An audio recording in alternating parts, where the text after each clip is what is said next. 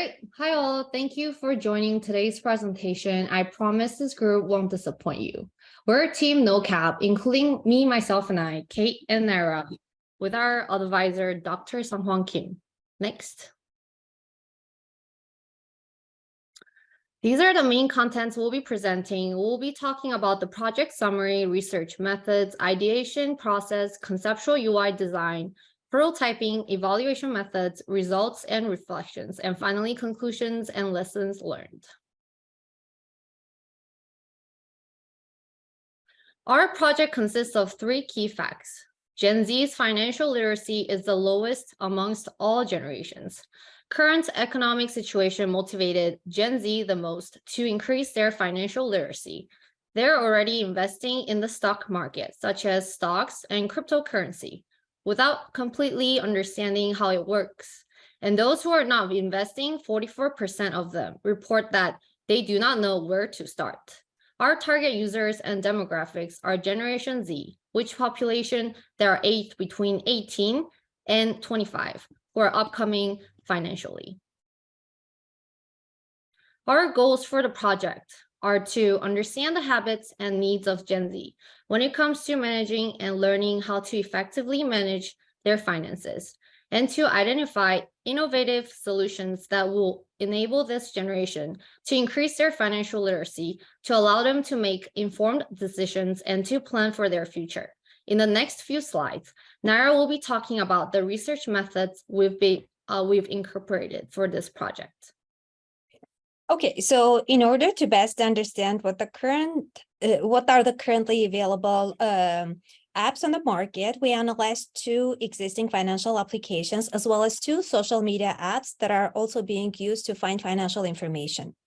Identifying the gaps within these applications helped guide how we can find the need in the existing market. By comparing the apps, we were able to conclude that currently on the market, there is no one app available that helps them budget management and planning, meets the need to seek and receive advice on finances and increase their financial knowledge, and eventually help them invest and further plan their finances, just everything in one platform, thus providing a need for us to come up with this app. To gain a deep understanding of the issue, as well as explore possible solutions, we conducted interviews and diary studies. With interviews, the team tried to uncover valuable insights from this generation who can best describe the problem they face when it comes to understanding how they should budget, in general manage finances, how the stock market works, what are their frustrations, needs, and etc. With diary studies, the team collected data about their behavior and activities when using specific applications to manage their finances. For about a week, they were asked to keep a diary or report information about these activities. With this study, we gained some understanding of their financial habits, how they are engaged with different applications to reach their goals, and how they feel about using these applications. Total of 11 interviews and 4 diary studies were conducted. We analyzed data using with affinity mapping when the team used Figma tool to organize insights gathered from the interviews. We also used thematic analysis technique to construct and interpret patterns and meanings from our interviews and diary studies. And finally, insights helped us create our personas whose goals and actions represent the needs of this Generation Z. It became clear that there are a number of questions that this generation has no solid knowledge of, and it was also obvious that they need and are interested actually in learning and deepening their understanding of finances.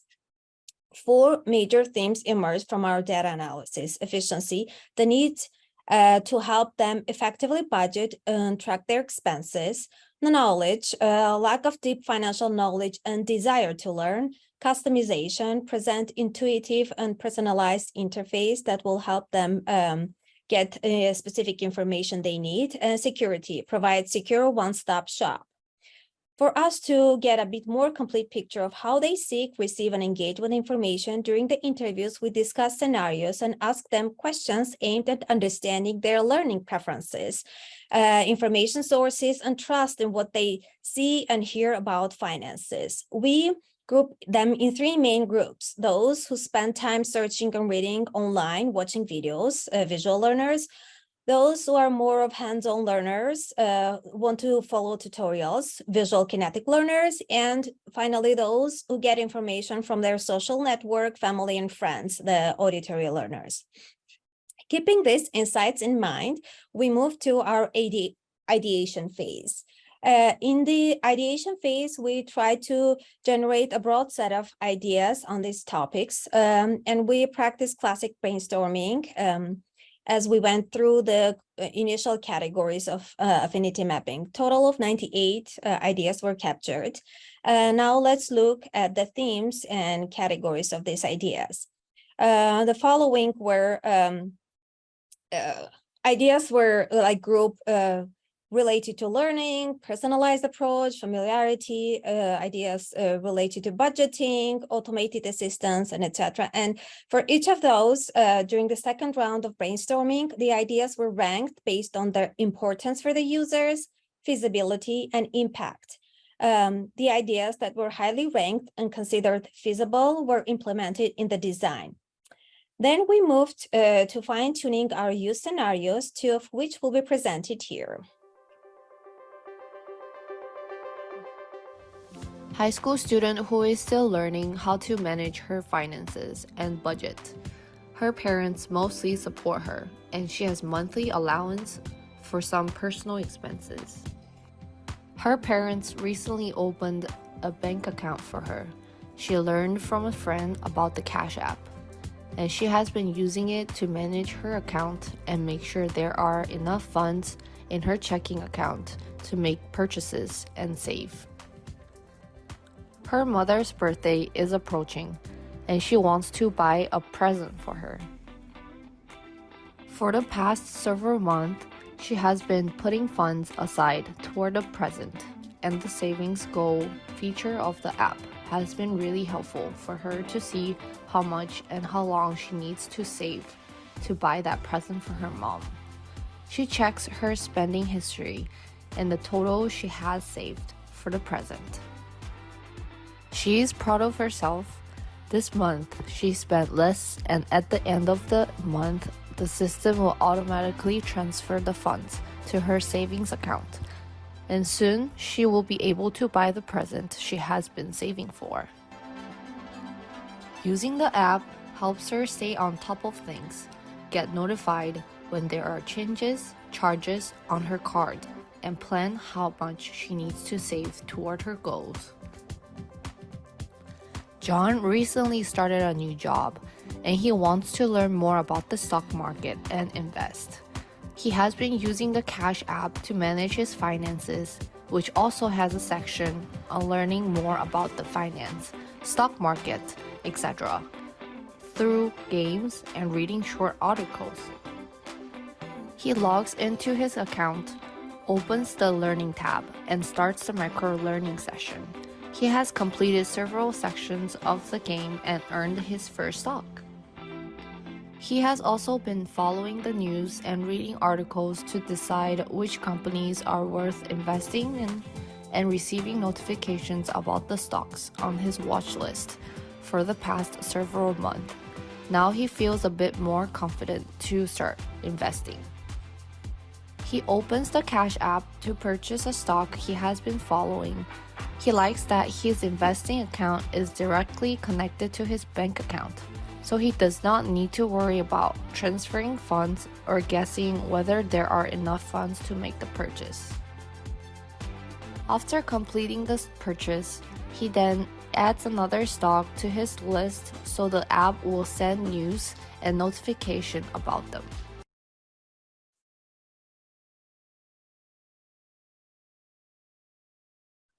Let's unfold how we came up with our conceptual UI design. To briefly overview information architecture, onboarding, we have sign in and create account options. Then we will show users how the app works. We will then be linking all the bank accounts within this app. For this homepage, we show credit score, all the bank accounts balances on the top, then have an option to click on one of the balances to see detailed transactions. On the bottom tabs of the home screen, we have budget, transfer, stocks, education, and home. And on the top right corner of the home screen, we'll be having account settings gear icon, as you will see visually in the next few slides. The first main task of Cash is to provide budgeting tools to the user. This is provided in 5 subtasks: checking credit scores, budget, credit card balances, current available funds, and recent transactions. The second major task is to stock portfolio. This task has 3 subtasks: detailed view of stocks, buying stocks, and selling stocks. And finally, the final main task for Cash is education. The 2 subtasks of education are determining which learning style the user would prefer, experiential or informational. Next slide. For the interaction design principles, we incorporated aesthetic and minimalistic design, visibility and clear feedback, customizability, familiarity, forcing function, and error prevention, which is to make tasks easier for the user, protect users from making errors. Predictability, generalizability, and user control, task migratability, which is flexibility to do certain tasks manually or have the automated system perform it for them, and substitutivity, and reduce memory load. Next slide. For our theme guidelines, we incorporated these colors shown on the screen with our typography and iconography for the app design. Next. For our usability goals, we concluded that easy to learn, good utility, which provides the correct functionality for the users to carry out the desired action. For example, budget and learn about finances. And then efficient to use, effective, and easy to remember how to use. And finally, safe to use were the main 6 goals that we need to obtain for the Cash application. Now, Kate will talk about prototyping the next many slides. To begin our prototype, we developed wireframes that easily illustrate our tasks. The budgeting screen allows the users to view credit scores, balances, and transactions. Long pressing on a transaction brings up the screen to view details and categorize. The stock screen provides a watch list, detailed stock view, analytics, news articles, as well as where the users can buy and sell stocks with ease. Education offers topics with experiential and informational learning options through articles and interactive lessons that guide the user with incentives. These wireframes are then developed into the first iteration of our high fidelity prototype. When the user first logs in, they are met with a screen that tells them the most important features of their budget, being how much they currently have spent and how much they have available. Clearly displayed in the middle of the screen is all of the users' linked cards, so that they are able to see the current balance on them, as well as when they are due, to help them manage their budget. Underneath the cards, this is the user's recent transaction, along with what the system has auto-tagged for each transaction, but can also be edited by the user to add additional tags or change what the system did. This allows the user to then be able to sort their transactions by type to keep track of how they are spending their money. Secondly, we looked at the education feature. We wanted to implement a way that education was a game-like system that encouraged the users to come back to learn more. Upon deciding which topic they would like to explore, the user is then presented with 2 different forms of learning to choose from. Firstly, there are multiple small articles they can choose to read, and then if they want to participate in an interactive learning experience, the user can then choose microlearning, where they are presented with a mini quiz on the topic, where the user is put into an earning-based system on how many questions they got correct, and then can turn their virtual currency into actual shares of stock upon completing multiple lessons. Finally, there's the investing feature. After the user has learned through the Explore tab, they can then take their new skills and apply them to their investments. They are then presented with news articles that are related to the stocks on their watch list. In the expanded view, the user is able to see more details about the chosen stock and being able to make the decision to buy or sell directly from that page, as well as any current news stories related to the stock they are viewing. When buying or selling a stock, the user is then able to decide from which account they would like to make the purchase, as well as how they would like to purchase and how much they would like to purchase.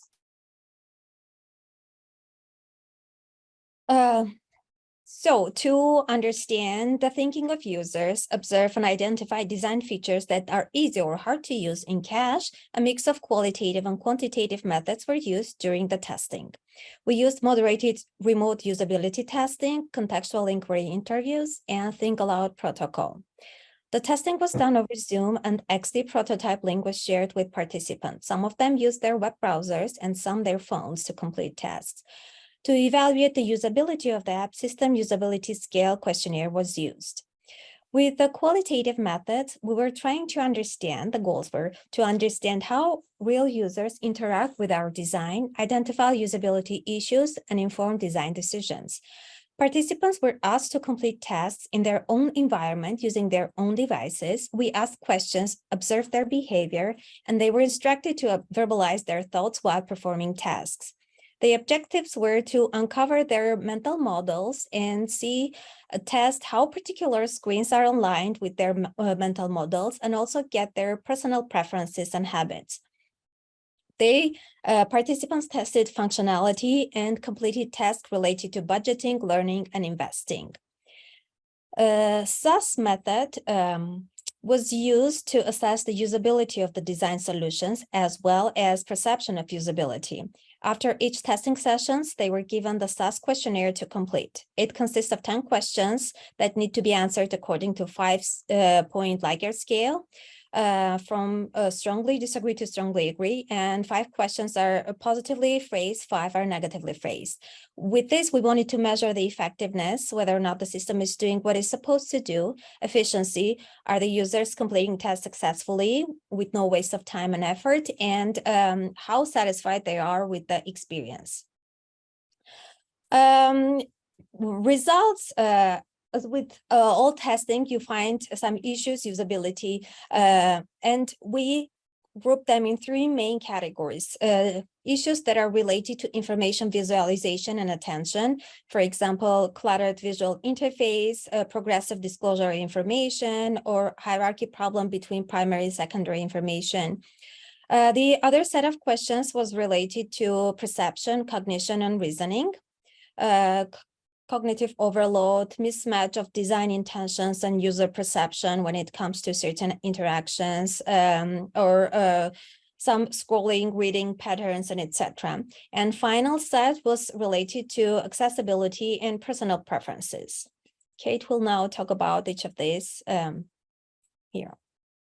After testing with our users, we determined that the tags feature on the homepage needed to be reevaluated. In order to alleviate the use of a cluttered interface with multiple distractions, we decided to change from displaying all tags for each transaction to a model that displays only the most recent tag with a numerical bubble next to it to show how many other tags apply to that transaction.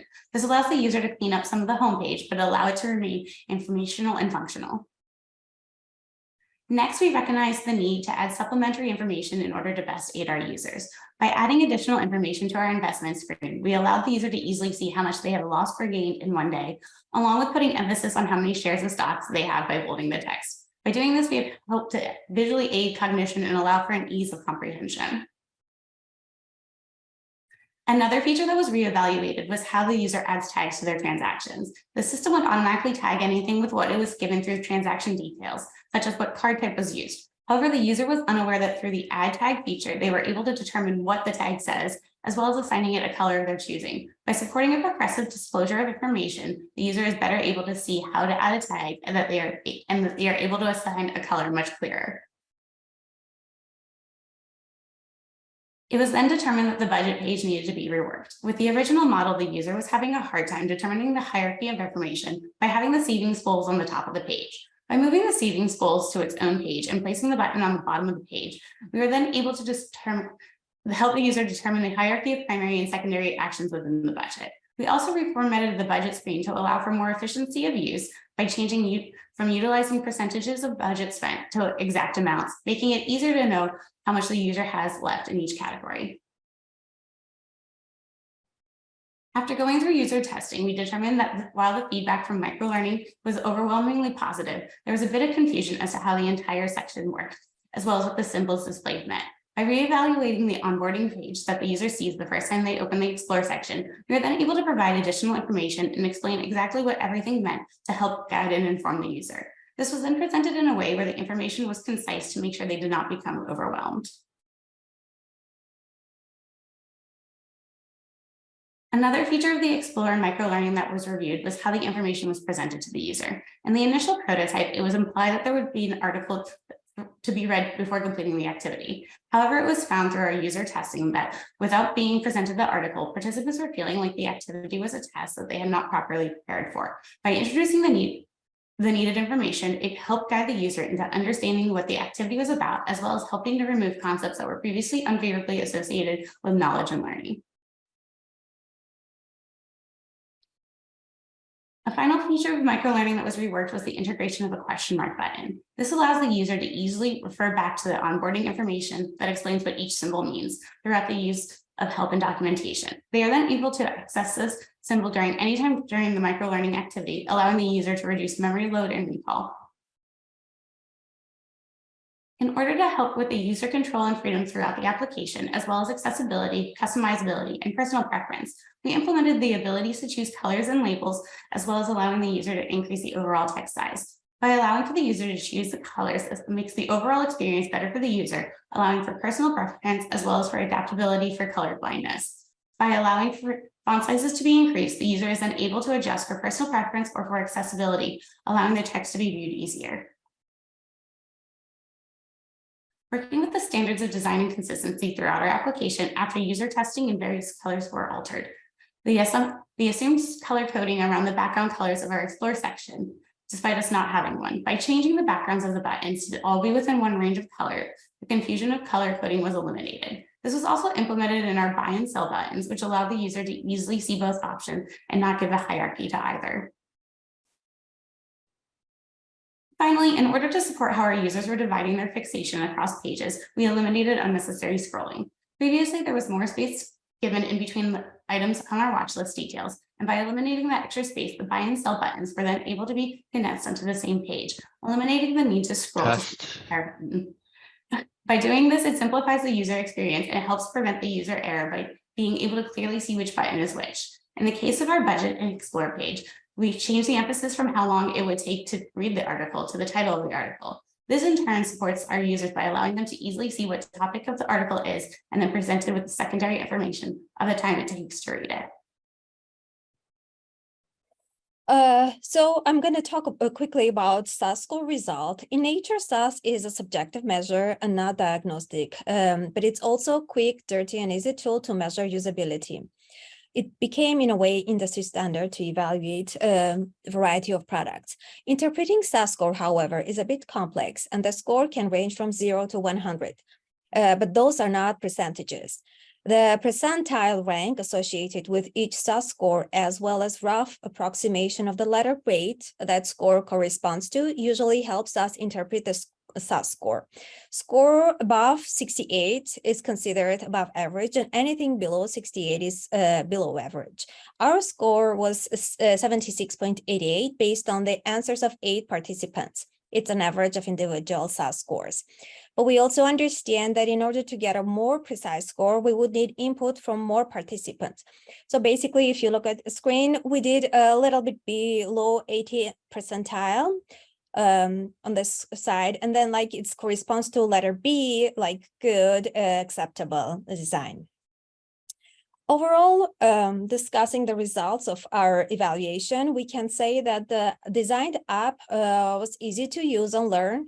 It provided the correct functionality for the users to carry out the actions, and it supported the tasks with no additional time and effort. Thank you for bearing with us until now. Let's talk about what we found and what we have learned from this project. For conclusion, Cash is designed to support users to effectively manage their budget, increase their financial knowledge, and plan financial future or investments within one platform, which distinguishes it from all the other banking apps. Our iteration considerations were optimizing the number of tasks to task, choosing between the innovative solutions this digital product can provide and available resources which can be used to pursue viable possibilities. For example, the weak concepts or excluded ideas can become opportunities in the future as more resources become available. And balancing between discoverability and clearness, simplifying functionality of the app, but making sure it is still functional and engaging, and understand that users can have personal preferences and it is impossible to make changes based on that feedback, and focusing on the changes that will improve usability. Next. Within this project course time, we were limited with the desired user population for our specific target audience age range between 18 and 25. Uneven gender distribution of participants, such as gender roles of color preferences, colorblind, etc., could have had biases for the usability testing feedback. And our interview participants had 3 out of 11 were males, and usability testing participants had only 1 out of 7, which was male. And we were also limited with the course time and limitations of the testing tools, Zoom and Adobe XD. For example, when users were performing usability testing, Adobe XD would show mouse where the users can click on the screen, and limited with prototype revision due to the prototype not being an actual usable app. And finally, in-person versus remote usability testing. Ideally, we will want to do it in person so we can watch the users using the Adobe XD app on the phone. However, due to the limitations, we had to settle with users using web browsers.